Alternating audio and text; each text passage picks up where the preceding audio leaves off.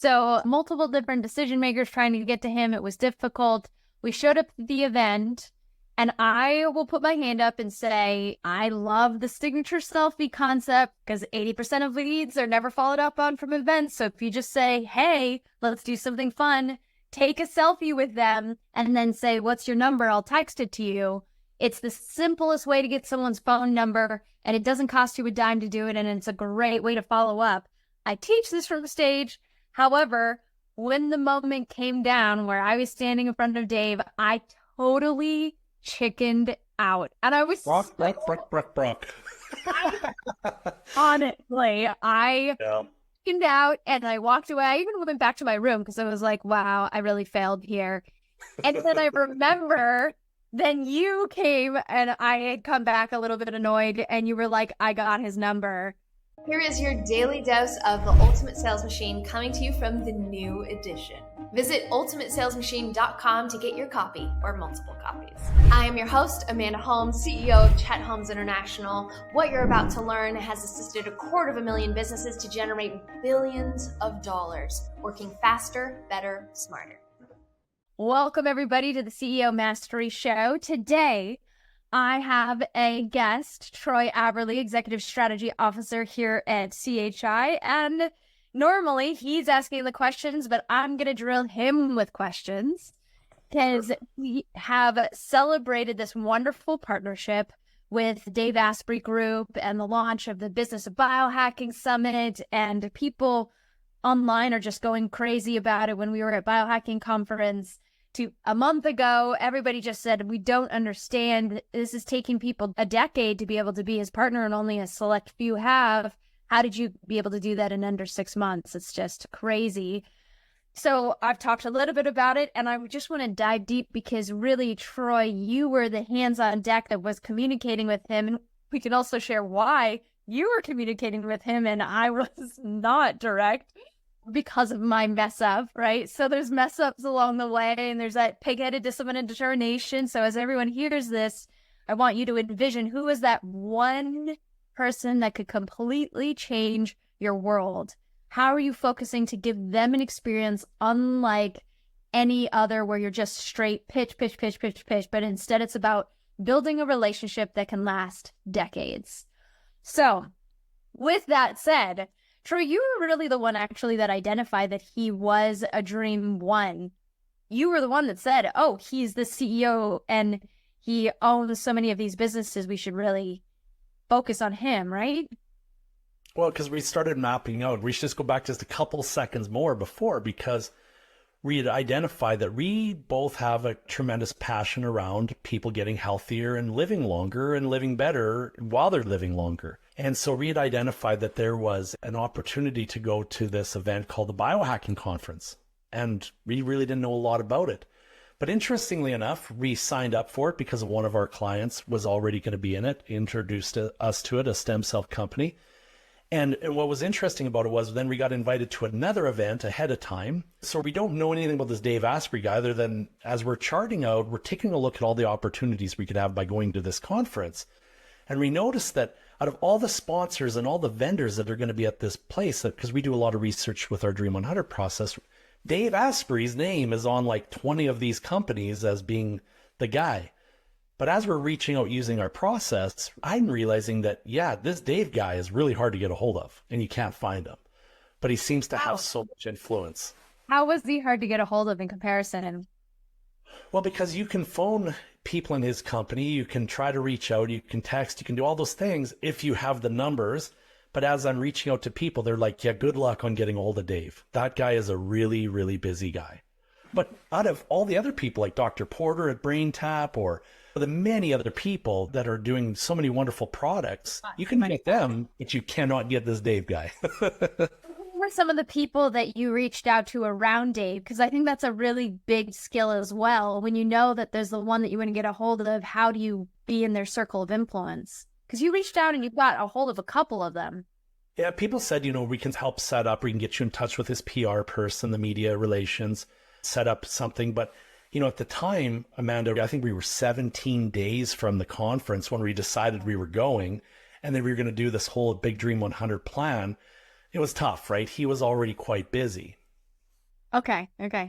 So multiple different decision makers trying to get to him. It was difficult. We showed up at the event, and I will put my hand up and say, I love the signature selfie concept because 80% of leads are never followed up on from events. So if you just say, hey, let's do something fun, take a selfie with them, and then say, what's your number? I'll text it to you.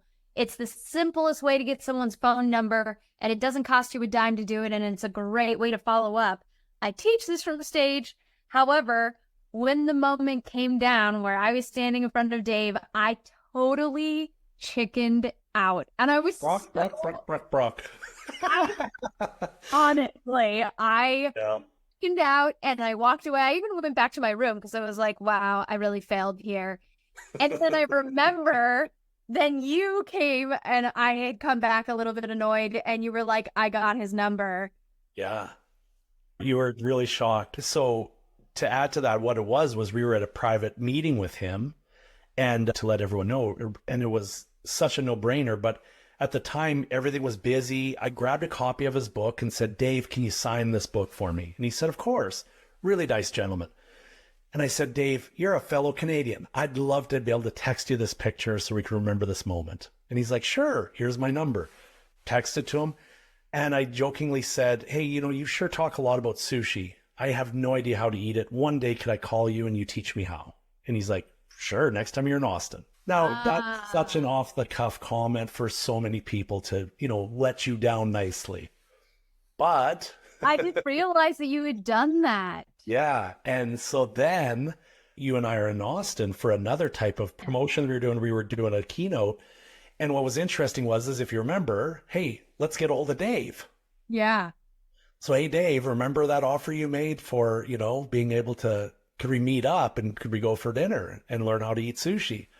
Right. And so we were able to put that together, and Dave had a friend there and had the opportunity then to get together and just talk, get to know each other. Right. It was supposed to be like an hour dinner and it turned into a 4-hour escapade. I think the key point, that I'm proud of us on is the fact that the lady that we were with said, the cool part about what you guys did is you built rapport. You didn't talk about business. You didn't do anything. You got to know each other for just really being real people again, not always about the pitch and what it is. So what was so cool about that event or that evening was we literally got to know each other. We got to pick on Amanda for several hours, watch Dave pick on Amanda because she's vegetarian. Dave used to be, and he really made sure she understood that he didn't approve of it anymore. So it was good. It was good. We had a lot of fun, and then we started talking about biohacking and different things and showing a lot of interest in each other.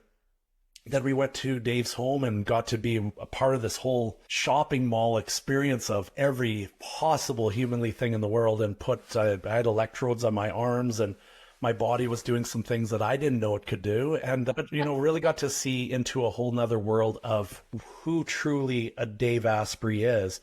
And then start talking about things that are seeing how it's a challenge to get some of these technologies and methodologies and theories and all that, how it's missing from the world. And we got to know each other. And Amanda, said during this conversation, though, too, by the way, is you need a business mastery type style event, something that your father was so perfect at helping design. And Dave, grabbed his attention and said, yes, wouldn't that be awesome? That'd be so cool. And so we didn't talk much, but Dave then said, in a few days, someone's going to call you. And we were then introduced to some of his wonderful team. And, the rest has become a magical masterpiece of really being able to build out what it is that we do so well, align that with him and other colleagues of his and ours, mutual colleagues, and be able to take all of this marketing experience and all of this training and the things that we do for so many other industries, but actually apply to medical, something that not only North America needs, but the entire world is becoming more educated and having the right buying criteria so that people can live healthier longer.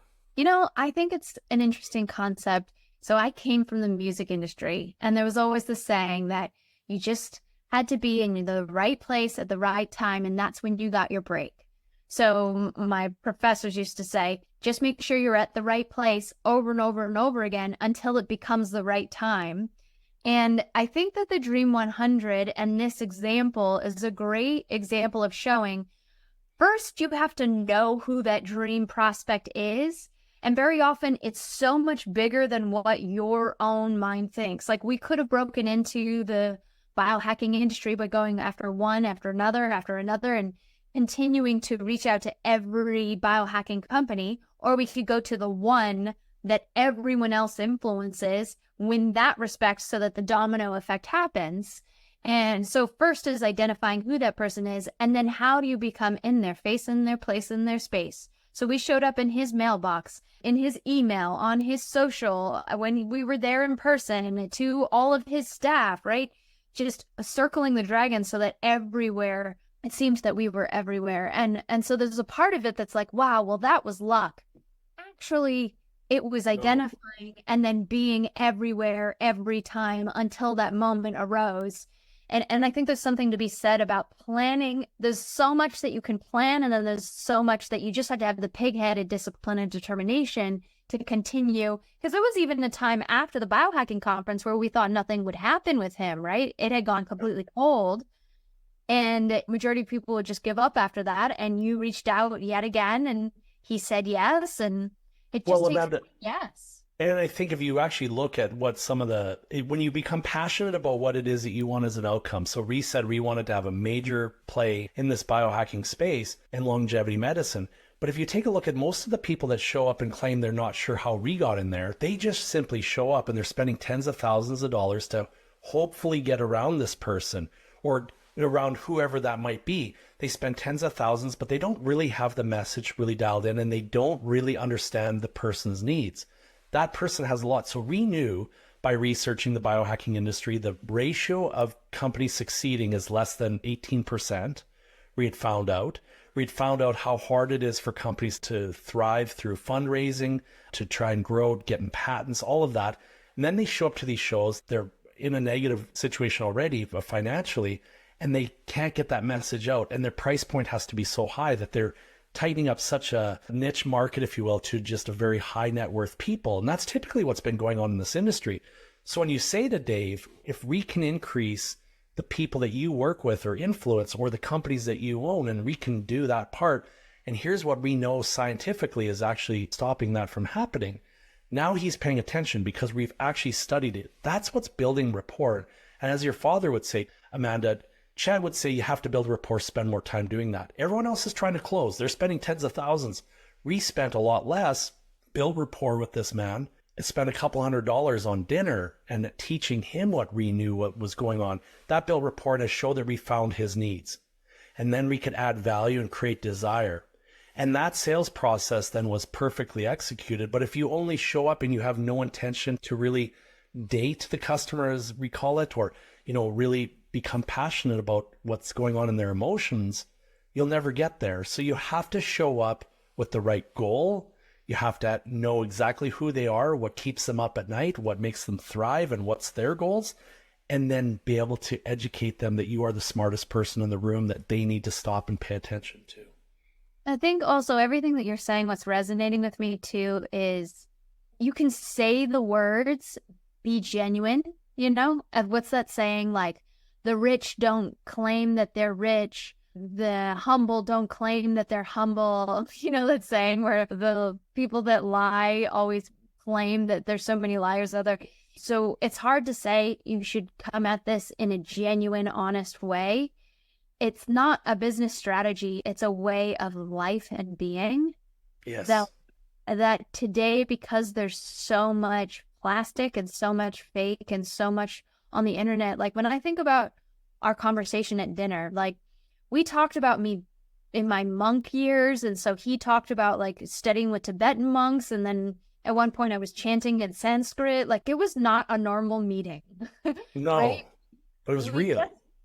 But it was honest and real, and I think there's something to be said about that. And I think it challenges the confines of what is a corporate experience or what you should or shouldn't do. I see it a lot with even just friending people that are your prospects on social media. How much people refuse to friend a prospect that has a Facebook page. They're like, well, that's my personal life. It's like, Isn't that what great superstar salespeople do? Is they become genuine friends. That's what my father did. He became genuine friends with all of his clientele so that it was a bond where they never left. At Biohacking Conference, I saw one of my father's clients, David Dean, and we were talking about the book and how much he references it all the time because it changed his life when he worked with my father. I gave him a copy of Ultimate Sales Machine and he literally started to cry, and I started crying because we could just tell how much that had meant to him in his life and the bond that my father had with David. And then we created that by osmosis. Like, it's not your typical environment. You have to challenge the status quo to go beyond it and genuinely care about people. I think that that's a critical part. I love what you said. I think of guys like Tim Urick, and he won't mind me sharing his name. He's a client from the financial world.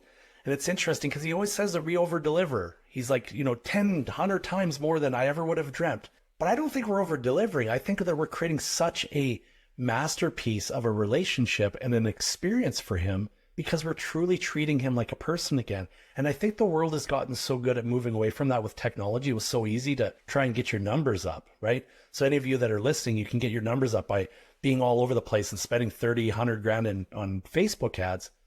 But isn't it crazy when you actually take time to treat someone like a human again, how different it is? And we even took it to the next level with the pandemic. We weren't allowed to shake hands, hug, we had to wear masks, we had to be socially distanced. So we've done everything to break down rapport and beat it into the ground. But what if you brought that back together, treated people like humans again, and realized how much more potential these people have to introduce you to so many other people? And now Tim is somebody who is such an advocate now of what we do. Yeah. That people fall in love with us because of the way that they've seen experiences from Tim. And that same thing with David will happen. And the thing is, now the way David treated us, other people that are looking for upgrade labs or, the different products that he's using for his business, we will always be someone who will be an advocate for him because of the way he's made us feel important as well. And so when you do that, it just changes the frequency of you, not only how it works for your business, but look at how much fun it is for you and I together to work on this, because it's just a great frequency. That's different than a lot of relationships today. I think also it's like when we do the Dream 100 workshop, like what are the checklists that you need to have a dream client? What determines a dream client? And sometimes we have to debate on what are the criteria. And one of them that we put in there as like a template is that you have fun with them. Like, I think about our conversations with the Dave Asprey group, like his team, and we have so much fun. Like, for instance, when we were testing the application process. So if you go to businessofbiohacking.com, you can apply to join us at the summit in September in Austin, Texas, which will be absolutely wonderful. When we were testing that process, I put my name and information in, and I said that my title was, I was the CEO of the Rebecca fan club, because I knew that she would be reading the responses. And she ended up texting me back at like midnight when she was going through them. She's like, I actually laughed out loud. Thanks. That was really funny. And I've continued to say, as president or CEO of your fan club, I feel that I should insert this in. Yeah, that's not fun. You have to have fun. Yeah. And then someone else like had left a conversation and started talking to me. Just so happened after they had talked to her. And she came back and said, how dare you go and talk to Amanda? You know that she's the president of my fan club. We just keep those jokes going. Yes. It was one of people you want to work with, where you have fun and you're engaging and it's easy and effortless to be yourself, right? Yeah. That's what we want to look for. Yeah, it's not that you messed up by your signature selfie, but by you teaching other people how to be human with each other.